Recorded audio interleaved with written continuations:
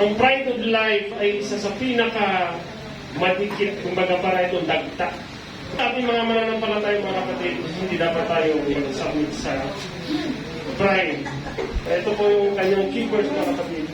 May dalawang lalaki pumasok sa templo upang manalangin. Ang isa ay Pariseo at ang isa ay maniningil ng buwis. Tumayo ang Pariseo at nanalangin ng ganito, O Diyos, nagpapasalamat ako sa iyo sapagkat hindi ako katulad ng iba na mga magnanakaw, mandaraya, mangangalunyak o kaya ay katulad ng maniningil ng buwis na ito. 2 beses ako nagbibigay ng ayuno sa isang linggo at nagbibigay rin ako ng 10 bahagi mula sa lahat ng aking kinikita. Samantala, ang maniningil ang buwis na may nakatayo sa malayo at di man lang makatingin sa langit. Dinadagukan niya ang kanyang dibdib at sinabi, O Diyos, mahabag po kayo sa akin na isang makasalanan. Sinasabi ko sa inyo na ang lalaking ito umuwing matuwid sa harapan ng Diyos at hindi ang Pariseo sapagkat sinumang nagmamataas ibababa at ang nagpapakababa ay tataas.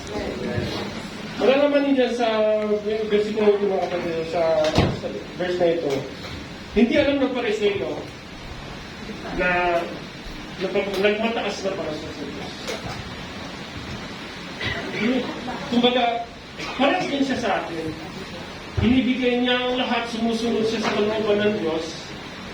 Nagtatayt siya, nag-offering, kung anong sinasabi ng Diyos, kasi siya ay under ng covenant. Unlike dun sa buwis, sa nag-buwis, makasalanan talaga siya. Sa tingin nila. Pero iba kasi ang pananaw ng Diyos sa panahon ngayon sa iyong covenant. Kasi hinahanap ng Diyos sa atin yung puso. Hindi hinahanap sa atin yung magandang gawa. Kasi nga kahit napakabuti natin, tayo na yung pinakamabuting tao sa mundo. Kung hindi natin kilala ang Diyos, wala pa rin tayo tuwang sa mundo or wala tayong kwenta. Right. Apart from God, we are nothing. Amen. Diba, mga kapatid? Patay tayo sa harapan ng Diyos kahit na lumalakad tayong buhay, pero sa spiritual na buhay, patay tayo sa harapan ng Diyos, mga kapatid. Kaya, so sa pang ito about sa pride, biktima tayo nito. So, kahit sabihin natin na hindi naman talaga ako perfecto, nagkakasala pa rin ako, pero iba yung nagkakasala ka para you are aware. Lalo na't meron na Espiritu ng Diyos na sinasabi, before pa lang natin gagawin, na masama yung ginagawa natin, pero kasi nga tao tayo, nandun pa rin tayo sa calling of the flesh, na sinasabi na inaano natin, na kailangan natin i-satisfy ang ating flesh. Pag nakinig tayo sa atin, alam naman natin na the heart is the deceitful of all. Diba? Di na kasi nungaling ang puso ng tao. Amen. Ano ba sinasabi ng mundo sa atin? Sundin natin kung anong gusto natin, kung anong tinatakbo na gusto natin. At tanong, yung puso ba natin nakalaan or sumusunod sa kalooban ng Diyos? Tanong. Kasi hindi naman lahat sa atin dito, nagsisimba tayo. Pero totoo ba talaga may relasyon tayo sa Diyos? Come on. Na sinasabi sa Diyos, sa salita ng Diyos, kung mahihiya ka magpuri, kung mahihiya kang isigaw ang kabutihan ng Diyos, hindi ba natin alam na pride yan? Ang pride ay hindi lang nakikita kung kailan tayo matapang o kailan natin paglaban yung digundan natin. No? Ang pride ay nakikita din sa kahinaan natin, yung humility.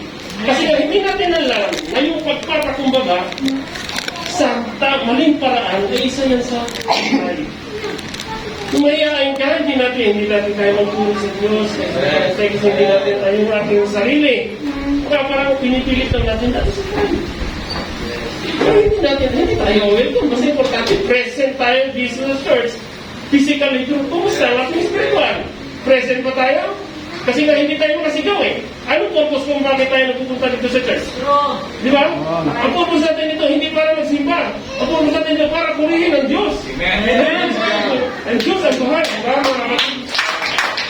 Kaya mga kapatid, laging minimum sa atin ang Diyos. Purihin natin siya. Hindi yung kung kailan lang natin gusto, kung kailan lang maganda ang kanta. Hindi tayo ganun. If you are breathing and living the Word of God, kailangan natin mamuhay na maayon sa salita ng Diyos. Amen. Hindi lang tayo mamuhay sa panahon ng linggo na iiyak-iyak tayo dito. Ano ang nangyayari? After that, useless ang ating